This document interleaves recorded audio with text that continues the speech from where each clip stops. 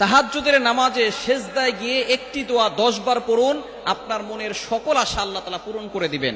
তাহাজ্জুদের নামাজটা হচ্ছে এমন নামাজ, এই সময় সকল মাখলুকাত ঘুমিয়ে থাকে, পাখিগুলো ঘুমিয়ে থাকে, গাছপালা ঘুমিয়ে থাকে, কিন্তু আল্লাহ পাক রব্বুল আলামিন সব সময় কিন্তু তার বান্দাদের দিকে খেয়াল রাখেন, কখন কে আল্লাহকে ডাক দেন।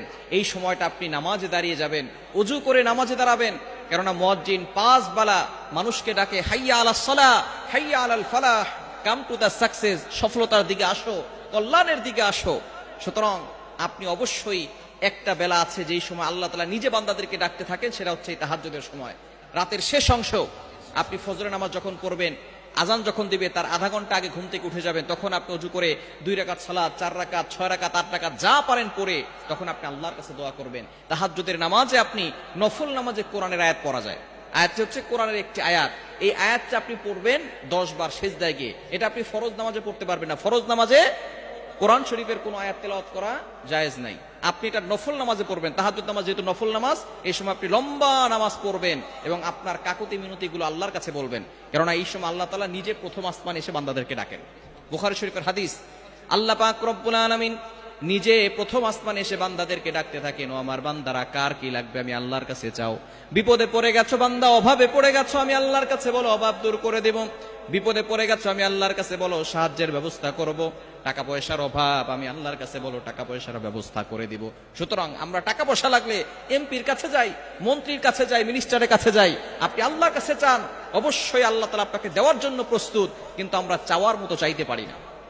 এজন্য আপনি তাহাজ্জুদের নামাজ যখন পড়বেন, সেজদায় গিয়ে সুবহান রাব্বিয়াল আ'লা 3 বার পড়বেন। এরপরে আপনি একটা দোয়া পড়বেন, কোরআনুল কারীমের একটা আয়াত, আল্লাহ তাআলা নিজে শিক্ষা দিয়েছেন দোয়াটি হচ্ছে 2 নম্বর পারা 10 নম্বর পৃষ্ঠা 10-11 নম্বর লাইন, সূরা বাকারার 201 নম্বর আয়াত। রব্বানা আতিনা ফিদ দুনিয়া হাসানাতাও ওয়া ফিল আখিরাতি হাসানা ওয়া কিনা আযাবান নার। এই দোয়াটা 10 বার করে আপনি আল্লাহর কাছে বাংলায় দোয়া করতে পারেন। এই দোয়ার ভিতরে আল্লাহ তাআলা দুনিয়া ও আখিরাতের কল্যাণের কথা জানিয়ে দিয়েছেন। এজন্য যারা হজে যায় তখন কিন্তু হজরে আসওয়াদের কাছে যাওয়ার সময় তারা এই দোয়াটা পড়ে, রব্বানা আতিনা ফিদ দুনিয়া হাসানাতাও ওয়া ফিল আখিরাতি হাসানা ওয়া কিনা আযাবান নার। আয় আল্লাহ, আমাকে দুনিয়া এবং আখিরাত উভয় জগতের কল্যাণ দান করেন। সুতরাং আপনি এই দোয়াটা 10 বার পরে আল্লাহর কাছে চাইবেন। আপনি বিপদে পড়ে গেছেন, অভাব দূর হচ্ছে না, অনেকের ভিসা হয় না, অনেকের মেয়ের বিয়ে হচ্ছে না, অনেকের সন্তান কথা শোনে না, যত ধরনের সমস্যাগুলো আছে সব সমস্যার কথা আপনি আল্লাহর কাছে বলবেন।